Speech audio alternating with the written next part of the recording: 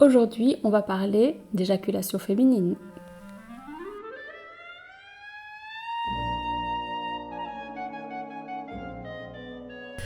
Bonjour YouTube et coucou à tous mes ex. Alors comme vous l'avez vu avec le titre de la vidéo, aujourd'hui on va parler d'éjaculation féminine et on va répondre à la fameuse question « Mais que y a-t-il dedans dans ce fameux liquide? De quoi est-il composé ?»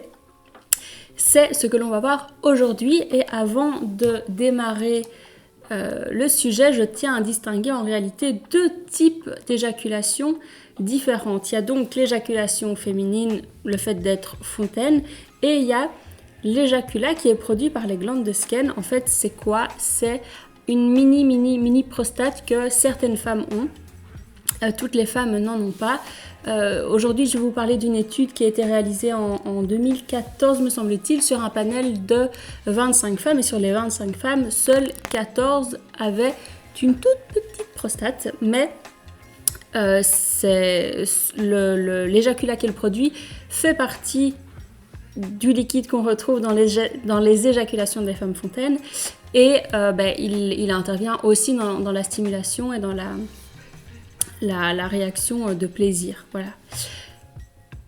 Mais c'est un liquide, c'est une quantité de liquide tellement insignifiante que ça ne répond pas encore et pas suffisamment à notre question. Donc on en arrive au deuxième point qui est les fameuses femmes fontaines.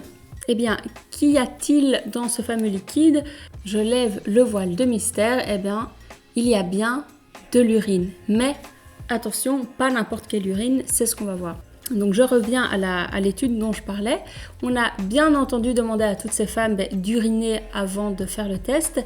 Et donc, il y avait des femmes qui se stimulaient toutes seules, qui se masturbaient, et des femmes qui étaient avec leur partenaire.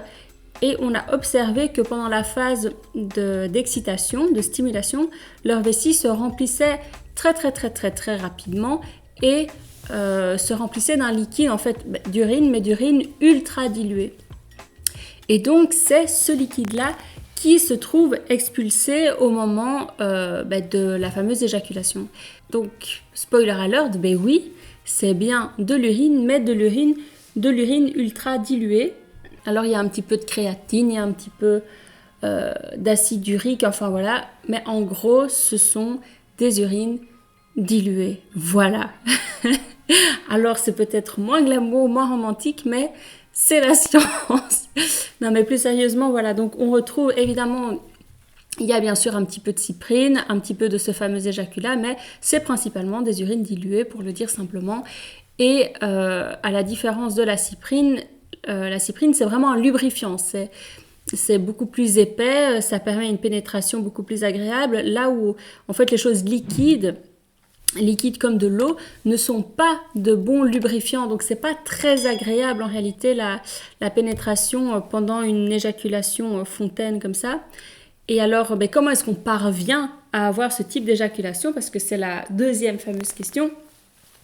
Déjà, sachez, mesdames, que vous n'avez pas forcément besoin d'un homme qui vous pénètre pour y arriver. Alors, bien sûr, c'est très chouette, sauf que beaucoup de femmes n'arrivent pas à sauter, à lâcher prise, à sauter le pas, à franchir le cap, pour arriver à jouir de cette manière-là.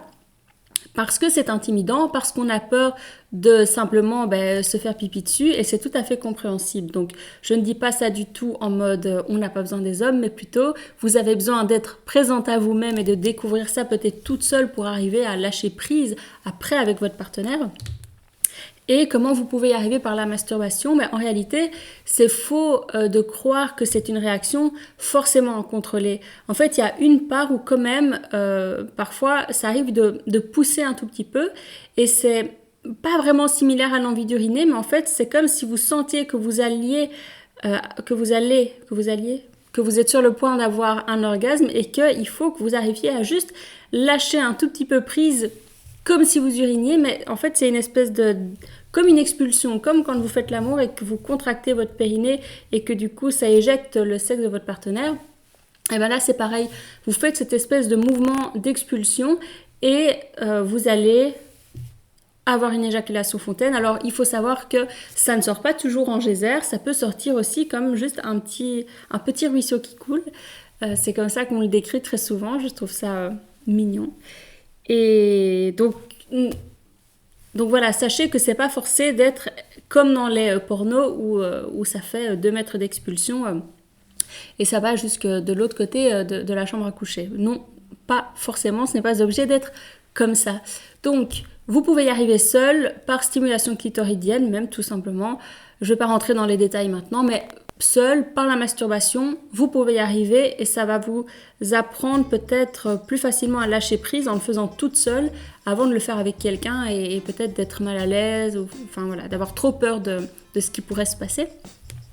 Ensuite, avec votre partenaire, finalement, c'est pas la pénétration qui permet, en tout cas la pénétration avec le sexe de votre partenaire, c'est pas ça qui permet le plus facilement d'y parvenir, même si ça peut.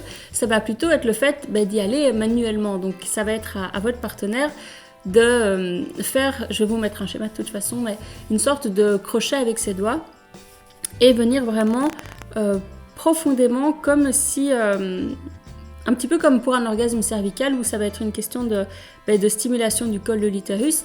Là, ça va être comme si vraiment vous vous faisiez agripper la cavité vaginale et au lieu de sentir des mouvements de va-et-vient, ça va plutôt être comme si on vous secouait un petit peu de l'intérieur. Alors dit comme ça ne donne pas très envie, et vous auriez raison, parce que des fois, ça peut être désagréable. C'est pas parce qu'une femme a cette réaction-là et qu'il y a beaucoup de liquide que ça veut dire qu'elle a beaucoup de plaisir. C'est simplement une réaction physiologique, physique, à une réponse à une stimulation, quoi. Donc, veillez à faire ça que si vous êtes vraiment fort excité, que vous avez déjà joui plusieurs fois, parce que sinon ça peut être désagréable tout simplement. Et pareil quand vous êtes à la recherche de ce plaisir toute seule, n'espérez pas y arriver dès votre premier orgasme. Il y a plus de chances que vous y arriviez après 2 ou 3 orgasmes si vous êtes capable d'aller jusque là. Mais en stimulation clitoridienne, c'est quand même assez facile d'en avoir plusieurs. Mais évidemment, c'est un apprentissage. Je suis bien consciente que certaines femmes sont anorgasmiques et je ne voudrais culpabiliser personne. Mais voilà, pour celles qui ont déjà certaines facilités, sachez que si vous n'avez jamais réussi à être fontaine, voilà, c'est mieux, vous y arriverez plus facilement après avoir joui plusieurs fois. Et puis avec votre partenaire, pareil, ne vous focalisez pas sur un essai raté, ça demande aussi du temps. Et puis ce qui a marché une fois ne remarchera pas forcément une deuxième fois. Voilà, il faut être patient et clément avec vous-même et avec votre partenaire qui fait probablement de son mieux. Voilà, c'était mes petits conseils du jour pour réussir à avoir une éjaculation fontaine. Et si vous voulez aller plus loin ou si vous avez peur de le faire toute seule, que vous ne savez pas quoi, comment, qui ou quand, n'hésitez pas à vous faire coacher parce que je suis là également pour ça. Le premier appel est toujours gratuit, ça ne change pas et toutes les infos sont en description. Donc n'hésitez pas à vous abonner, à commenter, à partager, à liker puis à mettre la cloche parce que c'est important pour le référencement. Et je pense que j'ai tout dit, alors à la semaine prochaine, bisous YouTube et bisous à tous mes ex.